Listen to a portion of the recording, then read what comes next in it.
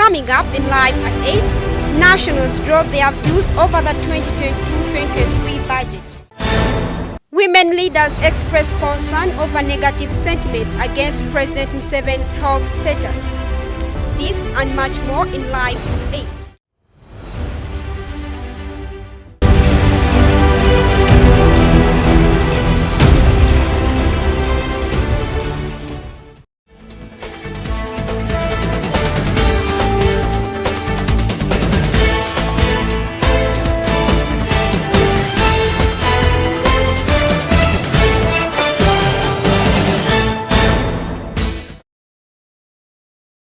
Welcome and thank you for watching Ndejje University TV. This is Live at 8. My name is ANSLEM OJARU with the news in details.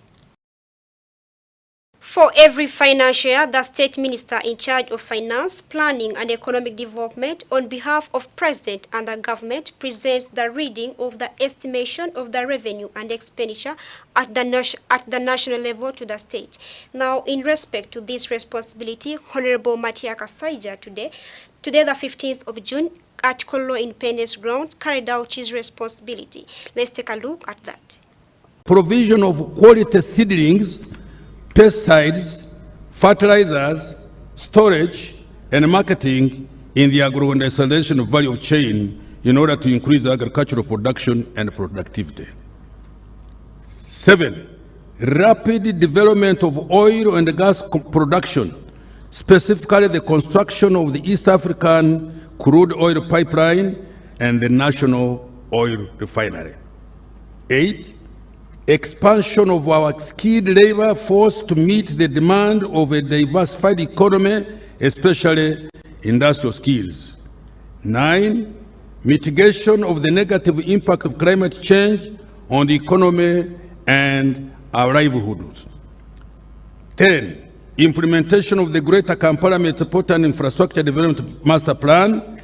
And 11.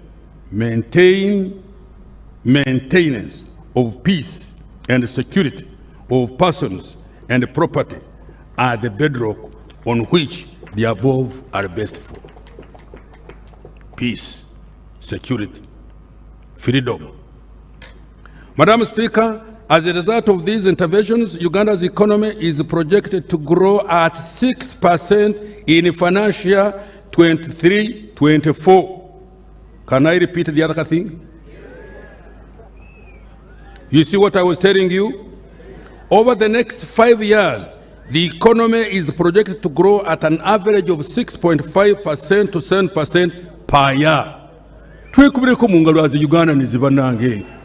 These things are not common everywhere. Financial year 23-24 budget priorities. Madam Speaker, the budget for next financial year is aimed at achieving the following broad objectives. 1. Urgent completion of key public investments with higher multiplier effects on the attainment of NDP 3 targets and the NRM 2021-2026 manifesto. 2. Enhance revenue mobilization and collections. 3. Full-scale operationalization of the parish development model. And 4. Enhance government efficiency and effectiveness through rationalization of public expenditure and the payroll and audit and so forth. Payroll audit and so forth. The key priorities funded to achieve these objectives are the following. 1. Boosting household incomes and micro enterprises. 2. Commercializing agriculture to enhance production and productivity and improve competitiveness of agricultural products. 3. Supporting private sector growth. 4. Investing in the people of Uganda. And I emphasize that one. Investing in the people of Uganda. 5. Improving the stock and the quality of infrastructure. 6.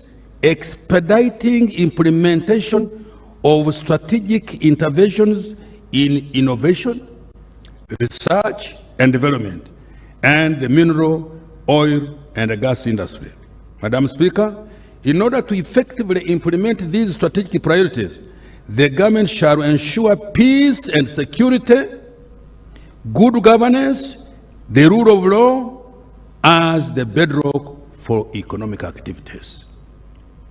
I now turn to detail the key actions we will be undertaking in these strategic priorities. Boosting household incomes and micro enterprises. Madam Speaker, the parish development model will boost household incomes as well as development of micro enterprises.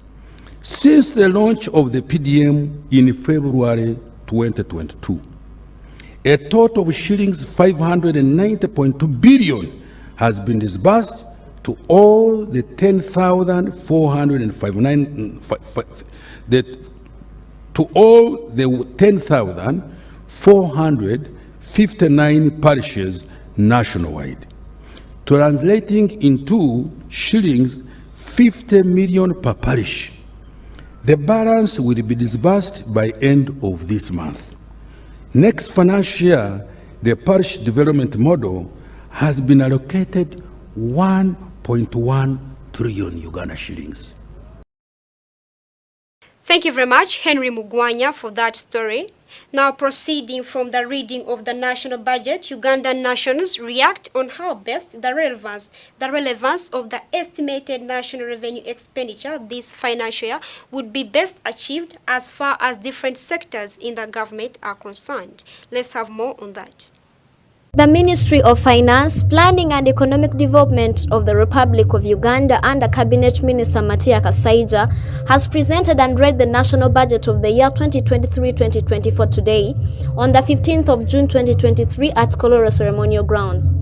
From the already read national budget, Ugandan citizens have given their views. They think that the national budget can fully help the people if whatever has been planned is put under consideration, and that the country should reduce over-dependence on foreign investors, but instead depend on what they have. Yeah, I believe this budget will not really help any person, because when you look at the gas, it's still high, and about the insecurity in the country, we see border men are being killed, shot.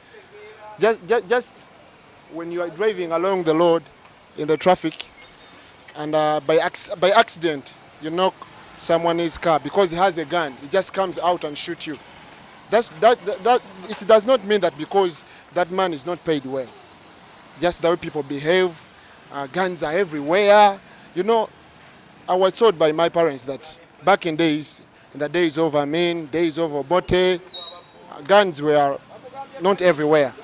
So if you, as a kid, when you see someone with a gun, you just run in the house because you fear that man with a gun.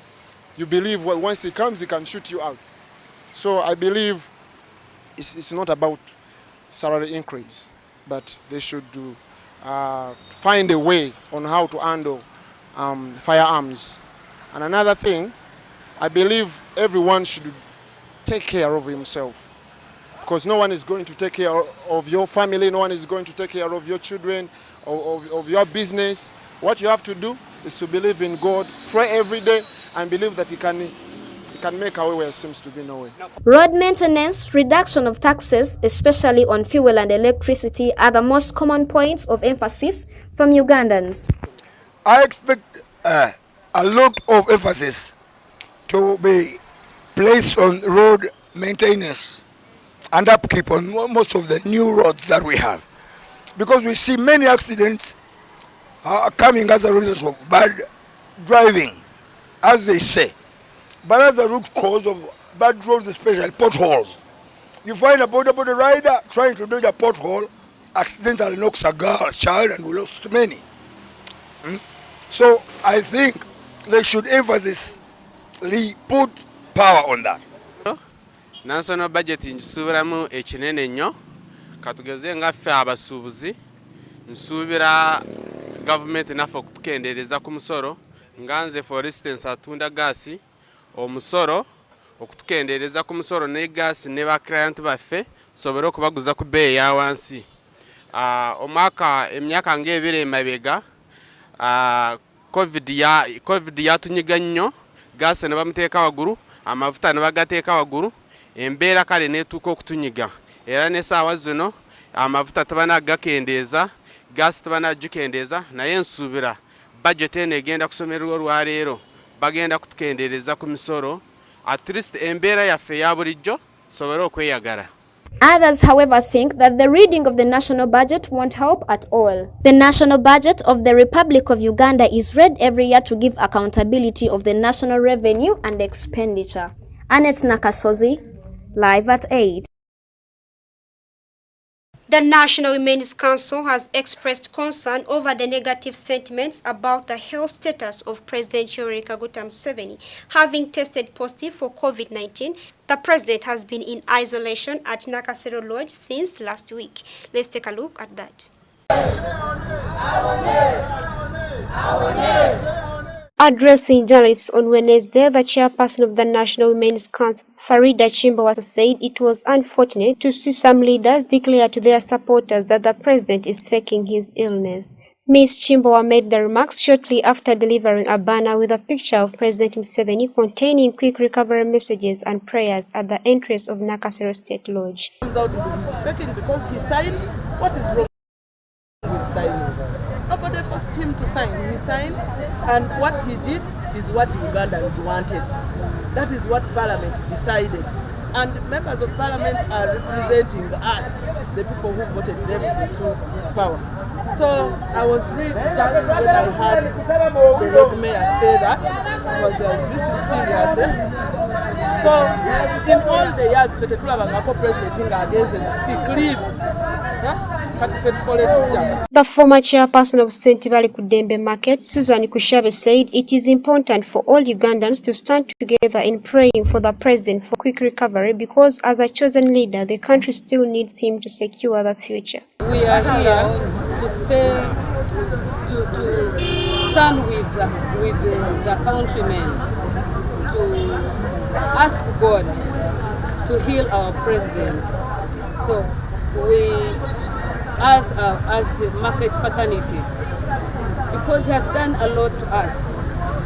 Recently he signed a bill which was in our favor as vendors, poor people. So we have a reason to celebrate with him. We still need him because he has a lot to do. So as market fraternity, we are so impressed, and that is why we say quick recovery, our president. We are here for a reason, for a cause.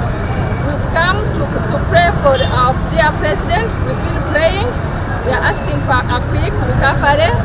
Our president, the chairman of the party, the commander-in-chief of UPDF, Sabarwanyi, the chairperson of the ruling party.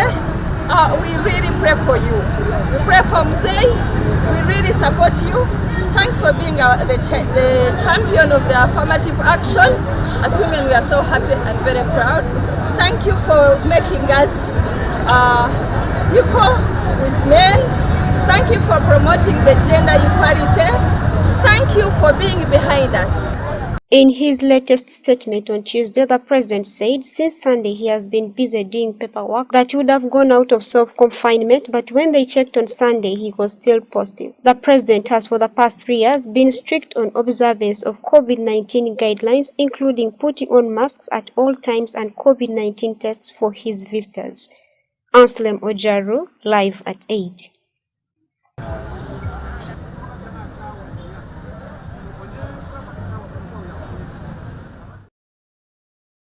Cranes lose 1-0 to DR Congo in a friendly game aimed at fine-tuning the team for Sunday's Africa Cup of Nations qualifier clash with Algeria. Let's take a look at that.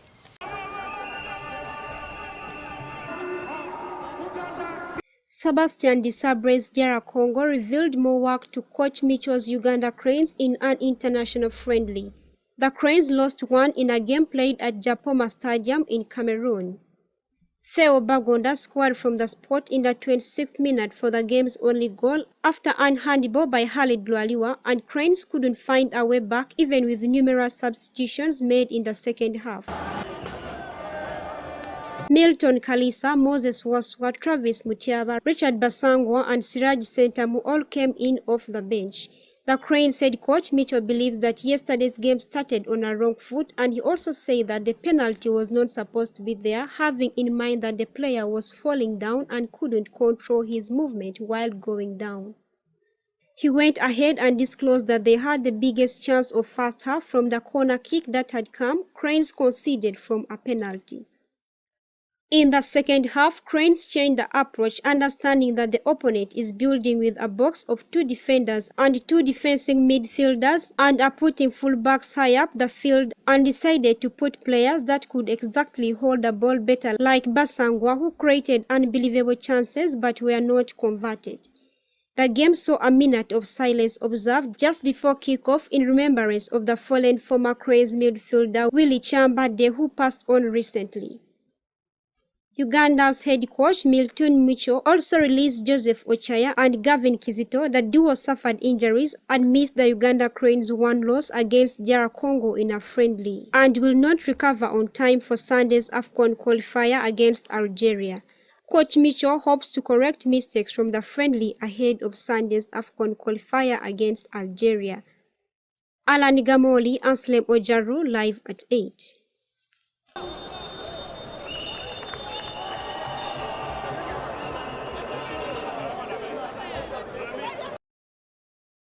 And in sports, the Uganda women's beach handball senior national team has intensified its preparations for the upcoming second African Beach Games set to take place in Tunisia. Let's take a look at that.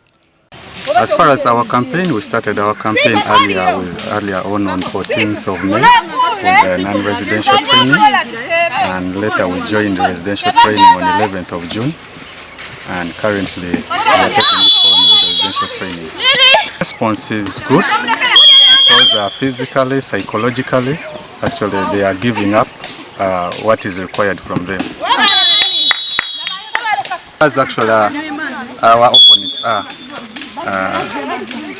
we haven't played them in any championship, but as a coach you need actually to make a search to find actually how good your opponents are, and for that we are in good position over our opponents, and I know that we shall make it over them.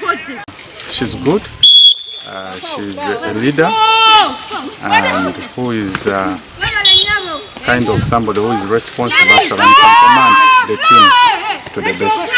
I'm the captain, national team beach handball. I was given that responsibility by my colleagues selecting me. One of the things that we have tried as the team is loving one another so that we qualify for the games, because with love you can be successful in everything you do. When you love one another, there is the way you play that game with love, and there is the way you love one another by passing the ball to them. There is no way you're going to deny her the chance of scoring, but if you don't love one another, there is that way that you be greedy with the ball and you want to score alone. But the love we have for the game, the love we have for one another has made us to become a great team as per now.